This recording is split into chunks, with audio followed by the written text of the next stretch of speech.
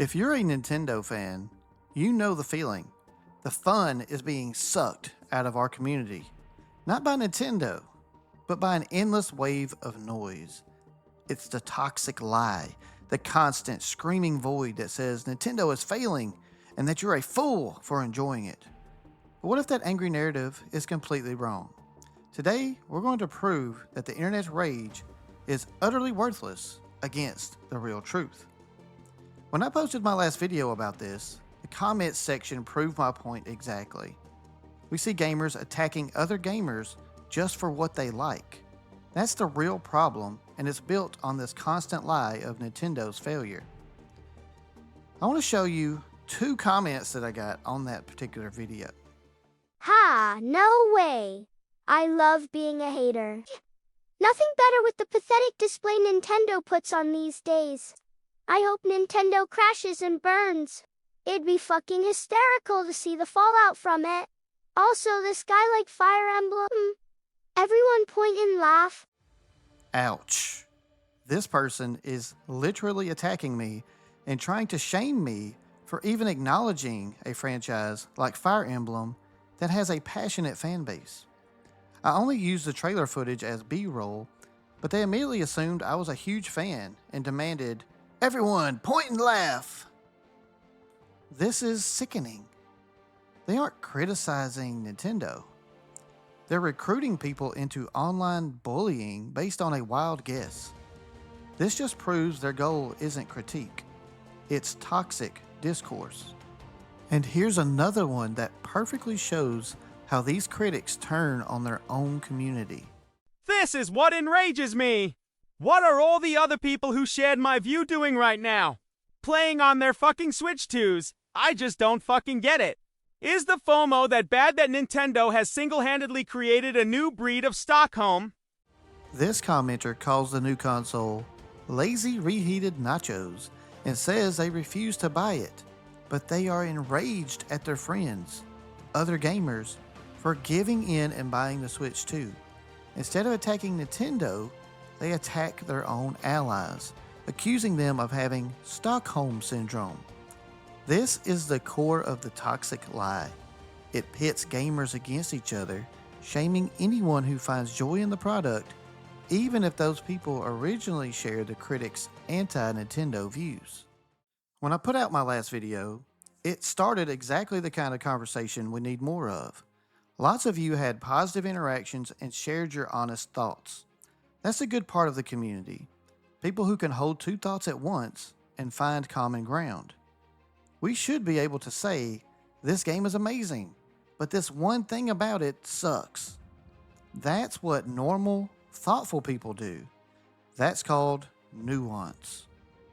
For example, in that video, I talked about Donkey Kong Bonanza. It's a genuinely joyful game, but when the DLC, DK Island plus Emerald Rush, was announced, I was disappointed. For me, it felt a little thin for the price. I can love the base game and still be disappointed in the $20 DLC. That doesn't make me a hater, and it doesn't make me a loyalist. It just makes me honest about my feelings. But here's the key difference. I didn't turn around and shame other gamers who bought the DLC and are having a great time. I didn't lose any sleep over their fun. It's so easy to state your honest opinion and then just let other people enjoy their games. But here's the problem. That honest discussion also attracted the hateful bullies. These are the people who aren't interested in talking about a game. They only want to own other gamers and try to make them feel bad for the joy they find in Nintendo's offerings. What trends online? Not honesty. Rage does. When creators put out a video with a shocking thumbnail screaming Nintendo is doomed, it gets thousands of views, even if the facts aren't totally true. This turns parts of the community into an echo chamber of misinformed anger. It's built on a lie, and the numbers they push are often meaningless. We can keep arguing with these bullies, or we can move away from the online chaos and look at the real-world report card to see what's actually happening. We can listen to the angry yelling online, or we can look at what millions of people are actually buying. The real report card is called sales figures, and they tell a truth that contradicts every toxic headline you see. The sales figures are what truly tell a company like Nintendo if they're doing a good job. And when we look at the numbers for the new console, we see something amazing that completely drowns out all the noise. While the online community was busy tearing itself apart, the consumer market delivered a verdict that utterly silenced the critics. Let's look at the numbers for the Nintendo Switch 2. This new console has only been out for 4 months, from its launch in June up until the end of September. How well did it do in that short time? The Nintendo Switch 2 has already sold an absolutely stunning 10.36 million units. Say that number out loud. 10,360,000 consoles. That's not just a good start, it's a historic start. This makes the Switch 2 the fastest selling console of all time. That's the opposite of a flop, and it completely proves wrong the idea that the product is a lazy ripoff that nobody wants. And let's look at the software, the games people are actually buying. The game Mario Kart World also got a lot of heat online. Critics complained that it was too expensive and nobody was having fun. But how did the people who actually buy games vote? Mario Kart World has sold 9.57 million copies. The console sold 10.36 million units, and the main game sold 9.57 million. That means that almost everyone who bought the new console also bought this game. That's a massive 92% attach rate. A 92% attach rate shows that gamers didn't listen to the complaints. They voted with their wallets. They decided the game looked fun and bought it right away. They just wanted to play a great game. To really understand how huge 10.36 million sales in 4 months is, we need to compare it to the last time Nintendo struggled, the Wii U. The Wii U was a good console, but it was a true commercial failure. How many Wii U consoles did Nintendo sell in its entire life?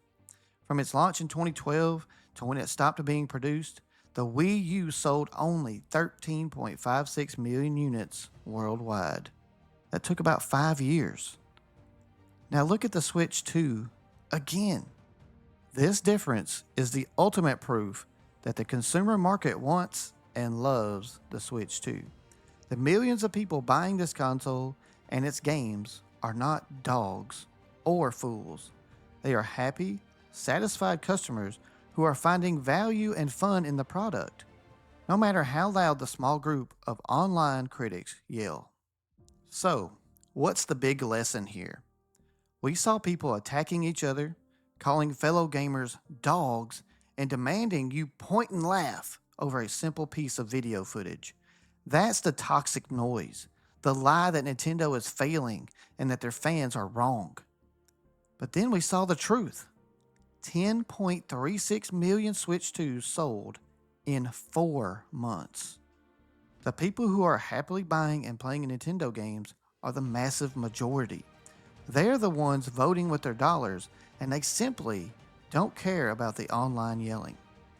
This means the mean, toxic talk is completely useless and powerless for changing Nintendo's business. The company isn't getting hurt. The real cost of this toxic discourse is paid by us. We're the ones who lose the fun, who get scared to talk about the games we love, and who feel like we have to constantly defend our joy. We can't stop people from being bullies, but we can stop joining in. We can choose to celebrate the huge success and the fun that millions are finding in these games. Let's stop letting the loudest, meanest voices ruin the community for everyone else.